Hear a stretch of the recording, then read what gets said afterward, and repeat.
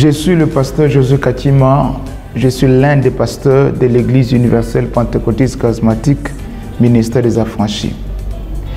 Alors, à la question de savoir qui est le prophète Emmanuel Dodi, il est vrai qu'il est difficile de définir le prophète Emmanuel Dodi en si peu de temps.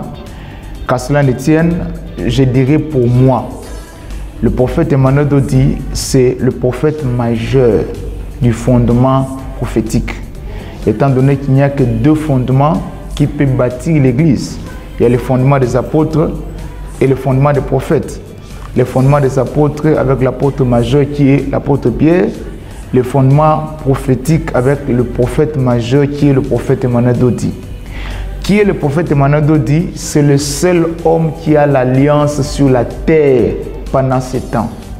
Vous savez, vous allez entendre beaucoup de pasteurs dire « j'ai l'alliance, j'ai l'alliance ». Dieu ne conclut pas l'alliance avec tout le monde. L'alliance au plus bas niveau, c'est comme une femme qu'on épouse. Je parle de nous autres hommes. On a fréquenté beaucoup de femmes à l'époque, mais on n'a pas toutes épousé. On n'a pas tout épousé toutes ces filles qu'on a fréquentées à l'époque. On a épousé une seule. C'est la même manière, dans un temps, dans un âge donné, Dieu le Père, Dieu le véritable, ne traite pas alliance avec tout le monde. Il traite alliance avec un seul homme et ce sont les autres qui entrent dans cette alliance. Regardez aujourd'hui Abraham. Tous les Juifs aujourd'hui jurent au nom d'Abraham.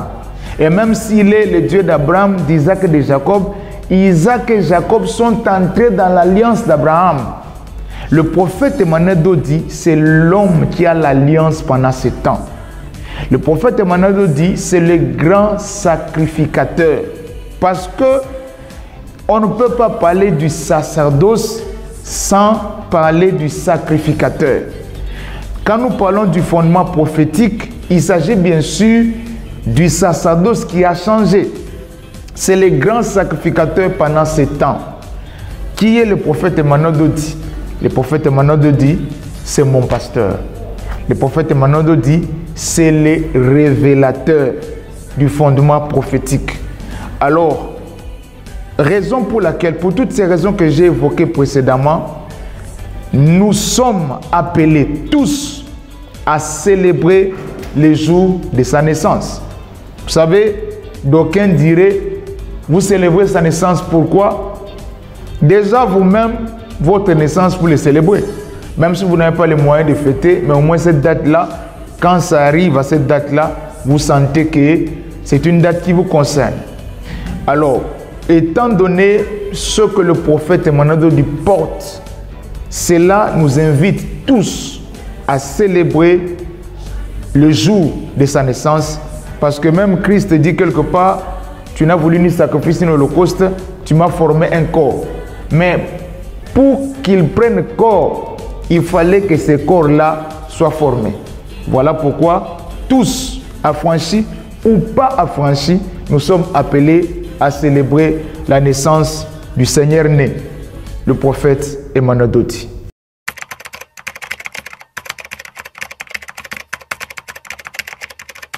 Alors, le 8e mois, c'est le mois de l'Épiphanie. En un mot, c'est quoi l'Épiphanie? C'est la révélation de ce qui est caché dans l'homme. Parce que vous allez voir que le Seigneur Jésus, au puits de Jacob, il s'est entretenu avec la femme samaritaine. La femme samaritaine dit, es-tu plus grand que notre père Jacob qui a bu? Et le Seigneur lui dit, celui qui boit de cette eau aura encore soif. Mais celui qui boira de l'eau que je lui donnerai n'aura plus soif. Es-tu plus grand que notre père Jacob? Et il lui dit, celui qui boit de cette eau aura encore soif. Quand il dit,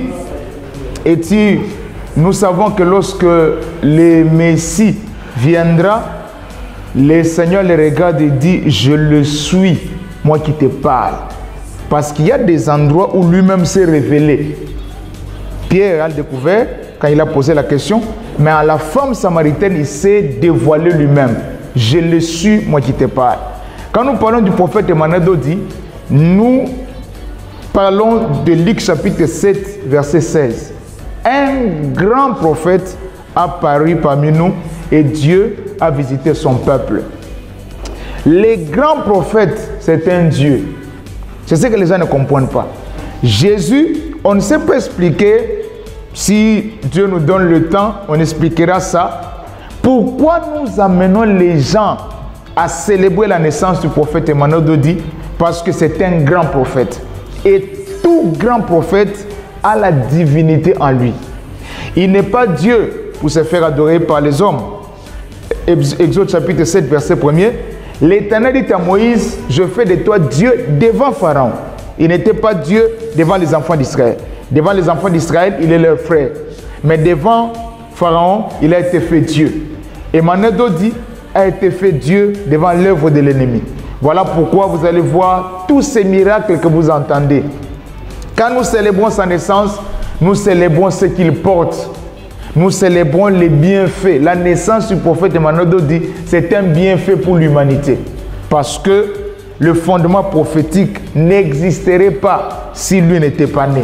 Il est né, réjouissons-nous. Et d'ailleurs même, pour le Seigneur Jésus, les anges ont demandé aux mages de se réjouir à la naissance du Seigneur. Donc réjouissons-nous le 15, préparons-nous pour apporter des cadeaux à ce grand homme. Que le Seigneur vous bénisse.